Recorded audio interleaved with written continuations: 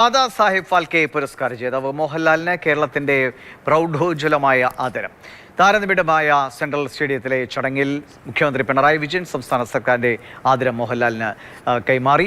സ്വന്തം മണ്ണിൽ നാടിന്റെ ആദരവിന് വേദിയൊരുക്കിയ മുഖ്യമന്ത്രിക്കും സർക്കാരിനും മോഹൻലാൽ നന്ദി അറിയിച്ചു. വൈകാരികത നിറഞ്ഞ പ്രിയ നടന്റെ വാക്കുകൾ ആരാധകർക്കും വലിയ ആവേശമായിരുന്നു. അന്തരീക്ഷത്തിൽ മുഴങ്ങിക്കേട്ട ലാലേട്ട വിളികൾക്കിടയിൽ മഹാനടന് സംസ്ഥാന സർക്കാരിന്റെ ആദരം. മറുപടി പ്രസംഗത്തിൽ തിരുവനന്തപുരത്തുകാരന്റെ വൈകാരികത നിറഞ്ഞു നിന്ന വാക്കുകൾ. ഇത് ഞാൻ ജനിച്ചു വളർന്ന കൗമാരവും യൗവനവും ചെലവഴിച്ച മണ്ണാണ്.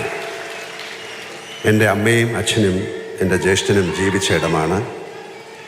ജീവിതത്തിൻ്റെ സങ്കീർണതകളൊന്നും അറിയാതെ അവർക്കൊപ്പം ഞാൻ പാർത്ത നാടാണ്. ഇവിടുത്തെ കാറ്റും മരങ്ങളും വഴികളും പഴയ പല കെട്ടിടങ്ങളും എൻ്റെ ഓർമ്മകളുടെയും ആത്മാവിൻ്റെയും ഭാഗമാണ്. ഉച്ച മുതൽ സെൻട്രൽ സ്റ്റേഡിയത്തിലേക്ക് പുഴ പോലെ ജനമൊഴുകി.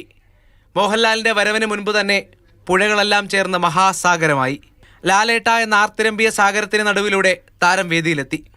നിത്യജീവിതത്തിൽ പലപ്പോഴും മലയാളി മോഹൻലാലായി മാറുന്നത് സ്വാഭാവികമെന്ന് മുഖ്യമന്ത്രി.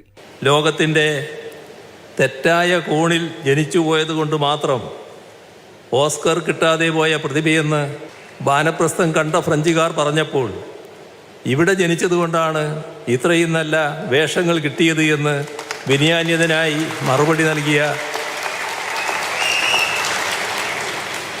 മോഹൻലാലിനെ മലയാളിക്ക് അഭിമാനത്തോടെയല്ലാതെ കാണാനാവില്ല.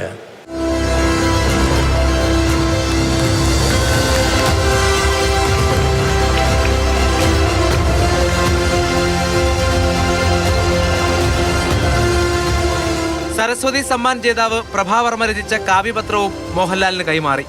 ലാളിത്യം വിനയത്വമൊട്ടുമകലാതെന്നാളിലും മിന്നി നിന്നാളും തീക്ഷ്ണയുവത്വമങ്ങതിലെഴും ബാലത്വവും ചേരുകിൽ ലാലത്വം.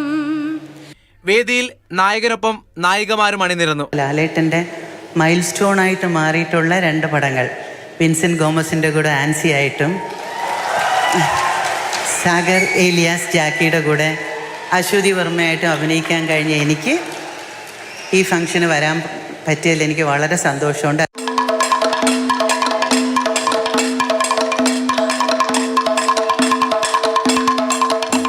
പ്രിയ ശിഷ്യന് അനുഗ്രഹം ചൊരിഞ്ഞ ഗുരുനാഥൻ. കഥകളി ആചാര്യൻ കലാമണ്ഡലം ബാലസുബ്രഹ്മണ്യൻ തിരനോട്ടം ശിഷ്യന് സമ്മാനമായി നൽകി.